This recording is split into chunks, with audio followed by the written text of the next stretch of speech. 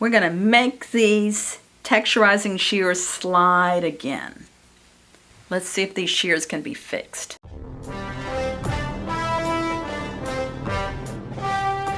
This is another one of those, can these shears be fixed? This was sent to me by a sharpener, and the customer said she used to slide cut with her thinning shears and she can't slide anymore.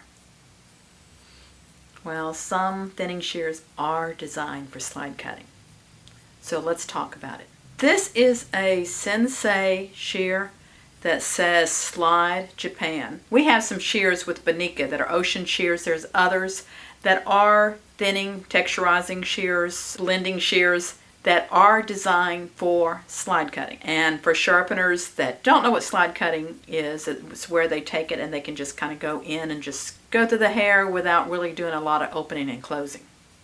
So these were sent to me. I suspect that he sharpened them incorrectly. Let me see. Yep. These are designed for this blade to be extremely blunt, 5-degree angle.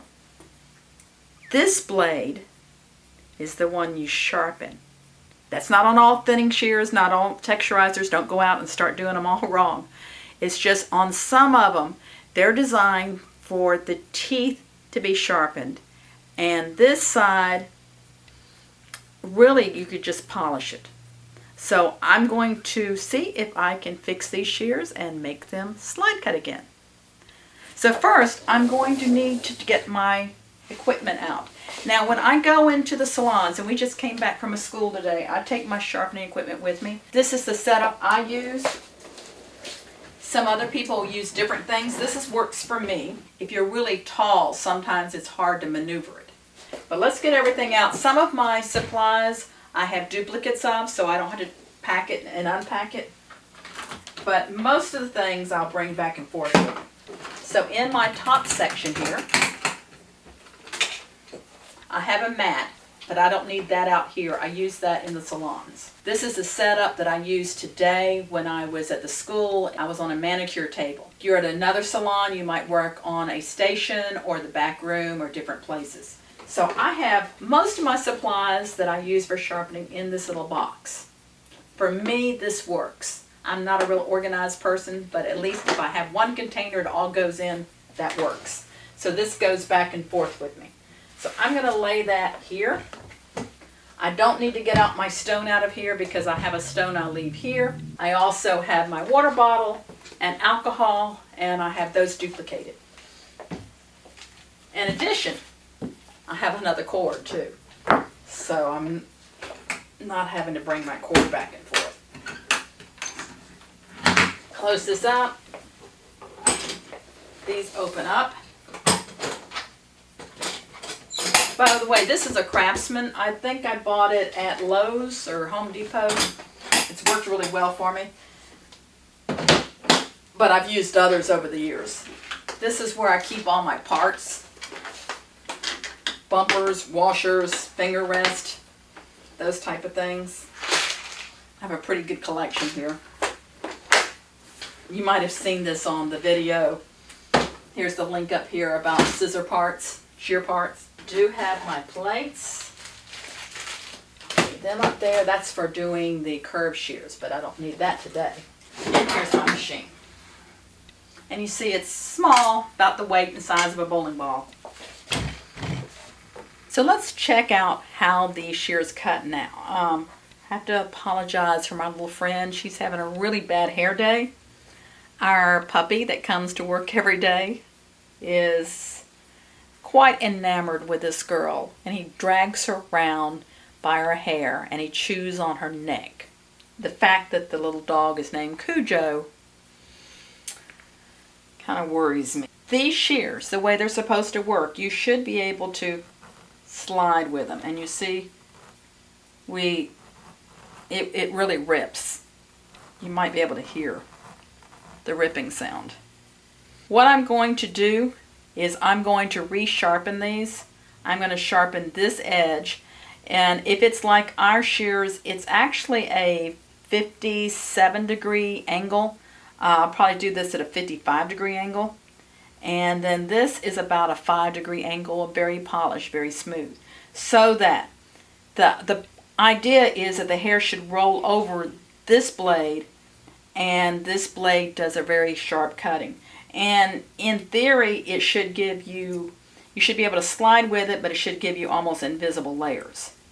Right now it cuts beautiful, so he's probably wondering what's the stylist complaining about, because they do cut beautiful, but they're not cutting like they were designed to cut in the way she paid for them to cut. So I'll be able to explain this using this video and be able to fix them both. Well, you look at this rod line on here. You see how it's on both the front cutting edge and the back. That's telling me that when he's putting his pressure on the shear, he's putting it in the middle, not at the back. He's just really wiped out that tip. I can't make metal grow back, but hopefully we can make these cut. We'll find out. Now, I don't think he's worked the ride at all on this blade.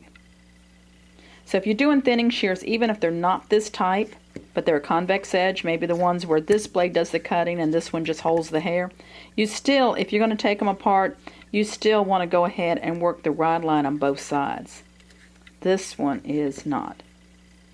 Now, I'd like to suggest we have a video. Not all my videos are free on YouTube. There's some that are available only through my website, and I have one on sharpening, texturizing shears, and thinning shears, and I would highly recommend that one.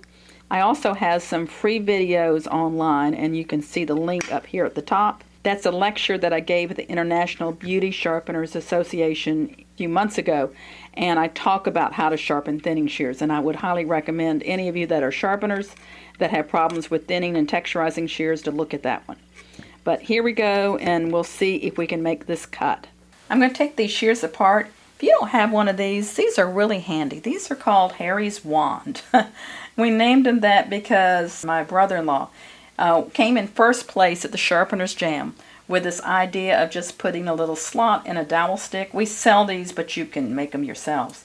And it just makes it a lot easier in taking a shear apart that has this UFO screw. Most of your UFO tools will fit in there. So I'm going to clean these, work the rod line, and then we're going to go to the machine.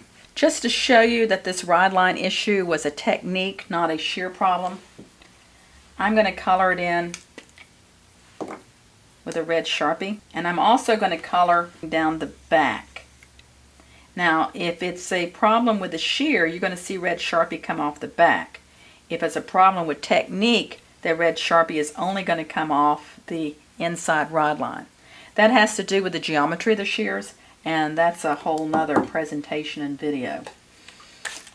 But if you get into this, you'll understand how that ride and that hollow is created. Only the cutting edge should be touching my stone. So I'm putting my pressure here, like there. Yeah, there might be a little bit of alignment problem, but pretty much the red is taken off the inside and not the back. There's still red in the back. I want to go ahead and do the ride on this side too. Because these are very sharp, we don't want to leave a rough inside edge on it. We need to have it smooth. Turning my wheel on fairly slow. I have a cushion plate on here. I'm just going to lightly go up here and see whether that's near the edge. Yep, that looks good. So I'm going to continue to sharpen this blade. So now it's this blade that's going to blow your mind if you're a sharpener. It feels like the last sharpener did this at maybe a 35. It's not super sharp, but it's probably a 35 or 40 degree angle. I can usually tell by my thumb. For the fun of it, let's do a scratch test, see what it's sharpened at. Oh my good or what? Yep, 35 degree angle is what it was done at. So I'm going to set my clamp at 5 degrees. 5 degrees. And actually put in my detente so that I can rock it. Now that bird's going to come up super, super fast. Look at that. Isn't that pitiful? But yes, this is what it's designed to do. This is supposed to be almost no edge to it at all. I've never had to sharpen this side because always I've just left it alone and polished it. But we're going to have to round it over to a 5 degree angle which is what it was originally. But it shouldn't take long to get there. Yep, big ol' honkin' burr. I'm going to knock my burr off and then I'm going to polish it. Now, no rule of thumb. Those who've trained with me or watched some of my videos, I've always said if you sharpen anything in a blunter angle from 40 degrees down, don't polish it because you need a little bite to it. This is the exception. The other teeth are going to do all the biting. This one's just going to be smooth. So the one blade does the cutting and the other one, the hair just glides over it. If it was a shear design this way, which some are, they're going to be only for slide cutting. They're going to push the hair otherwise. So let's polish this blade. Normally when I polish, I set my detente so that I'm up a degree or two. This time I don't care if I round over the edge. Not a problem.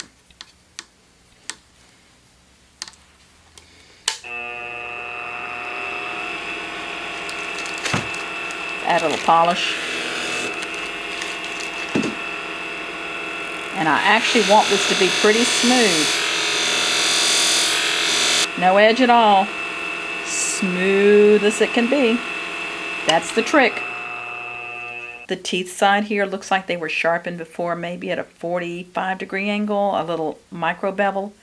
And I reshaped it, but there's some wonky things to do with the inside work. So here's the part that scares me. We're going to clean them up, put them back together, and let's see if they'll slide cut.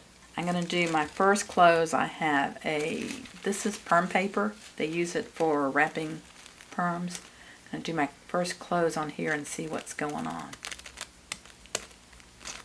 Heard a crunch. I think there was some little burr left behind that I snapped off. So it cuts, but it cut before. And it's making a noisy noise. I don't like that noise. Let's see if it'll slide cut. We may have to go back and work on this some more. It's actually sliding pretty good. You see that? See how it just kind of glides through?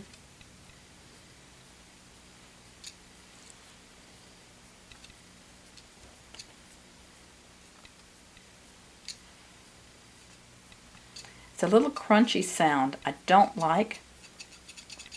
Crunchiness has to do with the ride line. I'm going to work on a few things on this and see if I can improve it. So now these are quieter. They still cut my perm paper. A little bit of folding. You see that? Cut the perm paper, but it's wanting to fold a little bit. I'm not too upset about it because it's how does it cut the hair. Because these are designed to slide. So let's see how it slides.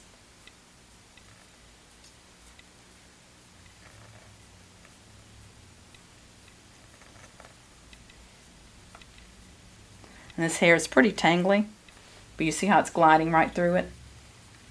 That's what she's wanting it to do. See the hair that's coming out? Let me tell you what I did to make these a little quieter and work with them. It's kind of a tricky thing. That's why I didn't show it to you. I don't know if I would recommend doing this unless you've really been trained, but I use my arc hone, which is flat on one side, it's round on the other. And this one, the one I have here, is a 2000 grit. And I worked the ride, but I did a little ramping where I'm coming down and the ride is not flat. It's going to be a little bit ramped, especially on the teeth. That can cause it to fold hair a little bit. But for the purposes of sliding and being quiet, you got to remember these shears are designed to cut differently than your typical texturizing and thinning shears. If you're wanting to see more tips about sharpening, or you just want to know more about shears, make sure you subscribe, hit the little bell.